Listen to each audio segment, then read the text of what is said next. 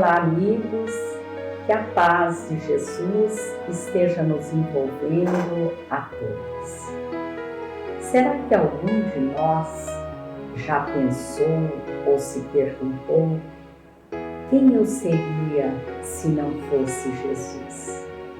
Dificilmente, né? Dificilmente nos perguntamos. É sobre este importante questionamento que vamos conversar com Eulália Bueno, que é escritora e palestrante espírita da cidade de Santos, São Paulo. Gentilmente, Eulália aceitou o nosso convite para nos ajudar a refletir sobre a importância de Jesus em nossa vida. Olá, Eulália, uma alegria muito grande ter você conosco. Olá, Ivone, queridos amigos, amigas que comungam dessa necessidade de saber quem é Jesus, rogando a Ele que nos abençoe e externando toda a gratidão por estar aqui. Eulália, nós conhecemos o seu trabalho de divulgação do Espiritismo, não só no Brasil, mas também no exterior. E nós te perguntamos o que te move, o que te dá força para realizar este trabalho com disposição e alegria como você o faz. A codificação espírita abriu em minha vida um horizonte, porque desde muito pequena, com uma mediunidade ostensiva, só o Espiritismo foi capaz de me explicar e de me oferecer objetivos seguros para o exercício da mediunidade.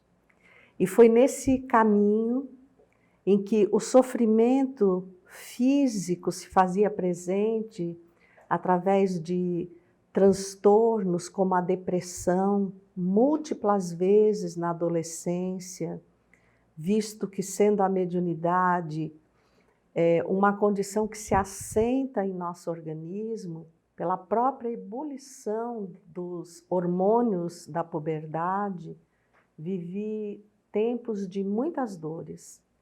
E, obviamente, ao adentrar o Espiritismo, eu conheci quem é esse Jesus. E, ao conhecê-lo, toda a minha vida foi movida para que ele me conduza e para que eu possa, a qualquer tempo, levar a todos os irmãos as mesmas belas lições que mudaram a minha estrada. O Espiritismo nos ensinou que Jesus é um espírito de grande evolução, não é? Um espírito puro. E qual foi, Eulália, a mensagem que ele nos passou ao encarnar na Terra num corpo físico, um corpo material? Ele nos exemplificou. Até hoje, nós usamos um jargão dizendo: uma imagem vale mais do que 1000 palavras. E Jesus foi aquele que exemplificou, demonstrou num corpo de carne todas as resistências que temos a capacidade de desenvolver nas lides diárias. Como governador espiritual da terra, ele poderia ter escolhido as castas nobres de Israel se a finalidade fosse implantar o reino dele neste mundo. Fato que até hoje ainda não compreendemos. Mas ele escolheu a humildade da manjedoura para se apresentar ao mundo como o alimento das nossas almas. Então, aquele que lidera e desce aos mais simples para viver as dificuldades e nos apontar o caminho é realmente um mestre por excelência. Eulália, quando Jesus perguntou a Pedro, tu dormes? O que Jesus quis dizer com essa pergunta? Naquele momento em que eles chegam ao Getsemane, o desenho que se apresentava era exatamente o do aprisionamento do Cristo. Mas percebia-se que esse entendimento não chegara aos corações simples, principalmente de Pedro, João e Tiago, que eram os que detinham e detiveram a maior responsabilidade após a partida de Jesus. Então vê-se que o mestre tinha intimidade com aquele que era dono do olival, porque ele entrava e saía livremente, deixa-os no Getsemane, que é o patamar onde se encontram as moendas das azeitonas, e sobe ao pico da montanha para uma comunhão com o Pai. Não é possível nós conseguirmos imaginar a grandeza, a luz que exalava do Cristo no momento de prece. E ele pede vigilância, mas a vigilância não é dos olhos físicos. Ele percebia que Pedro adormecera sem nenhuma preocupação, sem se agasalhar na prece. Então ele deixa aí um recado para todos nós, para a humanidade.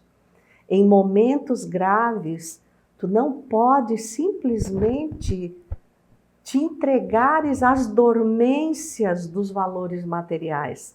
Permanece atento, porque os hábeis que se escondem nas sombras e que são inimigos do cristianismo, muitas vezes em meu nome seguem e adentram o teu psiquismo, fazendo-te desviar do verdadeiro caminho e preparando Pedro para que a surpresa que logo depois aconteceu, a chegada de Judas com Malco e os seus soldados, não gerasse uma reação intempestiva. Então a oração acalma, prepara a alma para não reagir, mas para construir mesmo nos momentos de maiores dificuldades.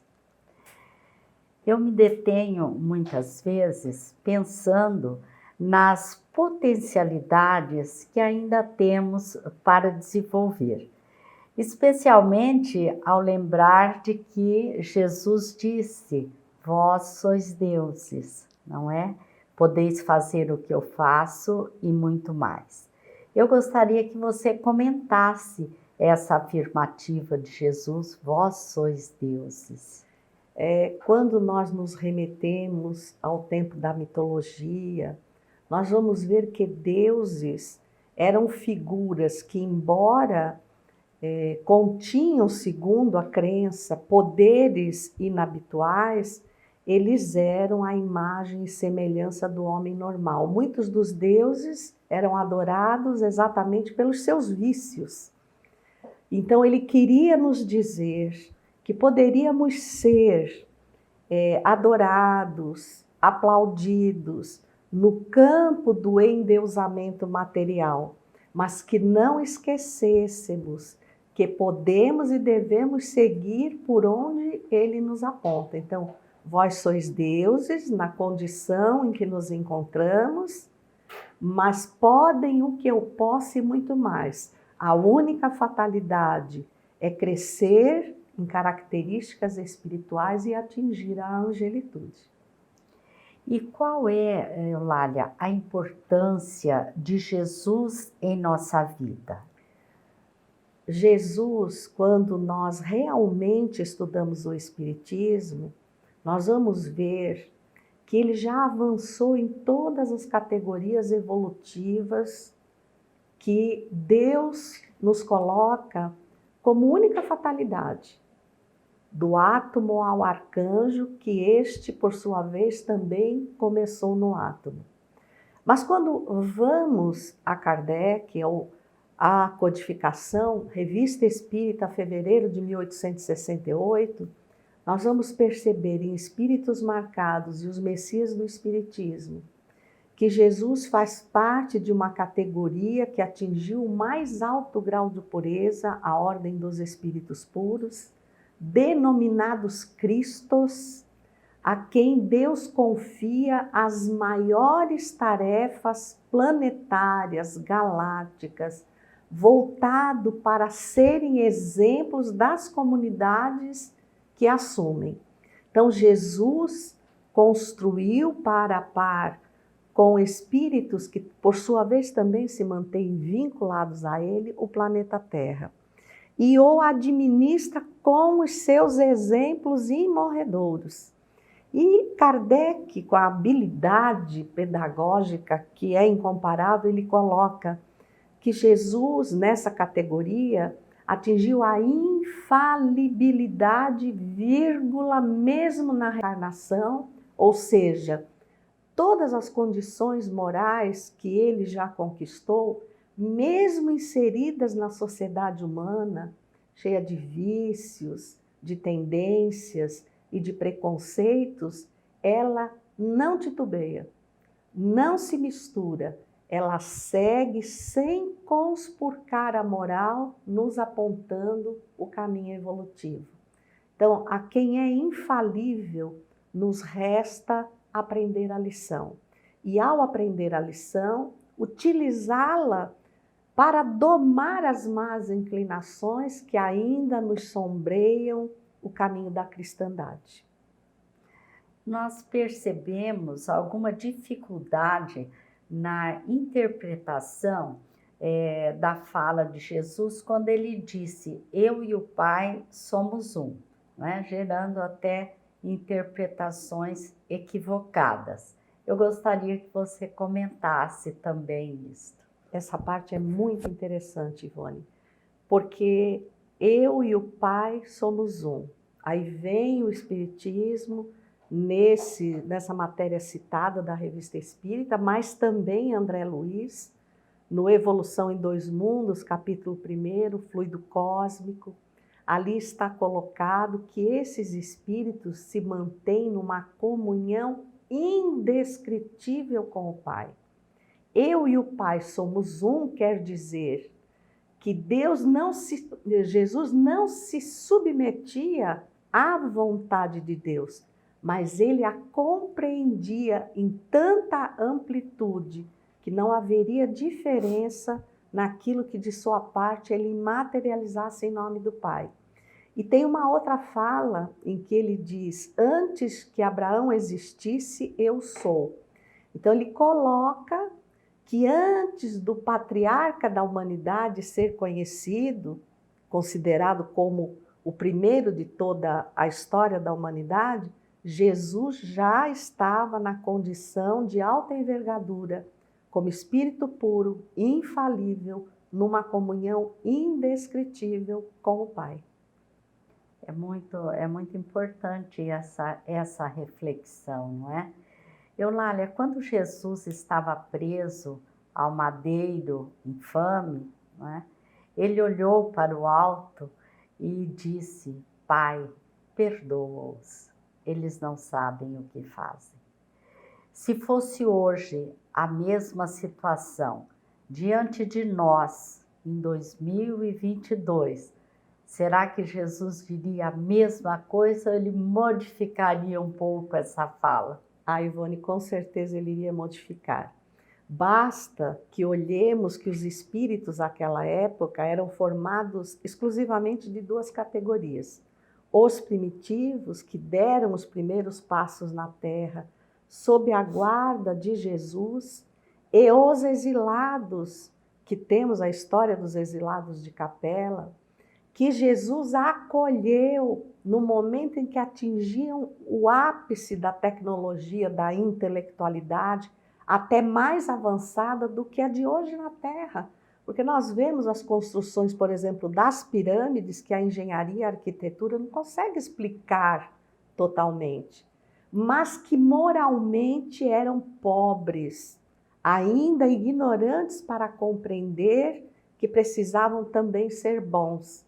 Então Jesus fala a verdade: Pai, perdoai-os, eles ainda não compreendem, ainda não sabem o que fazem em relação aos valores espirituais. Mas hoje nós temos o Consolador prometido. Nós temos as luzes inapagáveis do Espiritismo, que nos explica de onde eu venho, porque estou aqui, para que e para onde vou. Para que vou, para onde vou?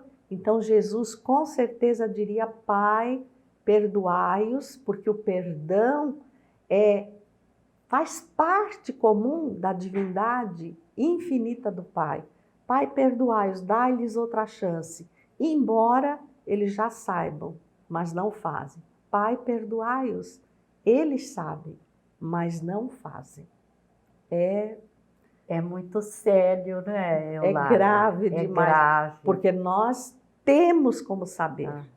O problema é que o espírita pratica o espiritismo de superfície, que é o evangelho, o passe, mas a beleza do estudo espírita, que poderia minimizar o sofrimento na Terra e finalizar os tormentos voluntários, esse não é, infelizmente, feito de forma adequada.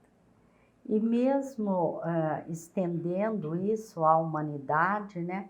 Quantos missionários, quantos mensageiros têm vindo à Terra para auxiliar o homem nesse processo de mudança, não é? Sim, sim. E quando vamos novamente, Revista Espírita, em dezembro de 1861, nós temos lá Organização do Espiritismo. E o item 11 fala sobre o objetivo do Espiritismo. Então, o Espiritismo vem religar, é uma religião, porque ainda hoje há pessoas que duvidam, será que o Espiritismo é uma religião, é uma filosofia ou é uma ciência? Através da ciência e da filosofia, o Espiritismo vem instalar, a partir da plena compreensão do homem sobre o seu destino, uma nova era, a melhoria moral da humanidade. Esse é o objetivo do Espiritismo, que fatalmente, pela compreensão, nos reconduzirá ao caminho do Pai. Eulália, em função do tempo, eu gostaria que você concluísse nos dizendo qual é o sinal indicativo de que Jesus entrou em nossa vida. O sinal indicativo é nós termos uma razão para viver. Porque o chamamento de Jesus, embora ele nos advirta, no mundo só tereis aflições, mas eu venci o mundo. Então, claramente ele está nos dizendo que viver no campo da matéria não será fácil, mas que o caminho que ele nos aponta, não dispensando o mundo, não se restringe a ele. Eu venci o mundo e não eu venci no mundo. Tu és muito mais do que qualquer campo material pode agasalhar, porque simplesmente eu te provei. Quando aparecia Maria de Magdala e posteriormente aos apóstolos, tu és imortal e os valores da tua felicidade, embora vez por outra de passagem na terra, permeiam no universo do Pai. Eulália, eu quero registrar a nossa imensa gratidão por você estar conosco e ter nos levado a reflexões tão profundas. Muito obrigada. A gratidão é minha, a Amém, a comunidade espírita de Maringá e a Jesus uma vez mais. Muita gratidão e paz. Nós que te agradecemos. Nós agradecemos a todos que estão nos assistindo e sugerimos mais uma vez que acessem o site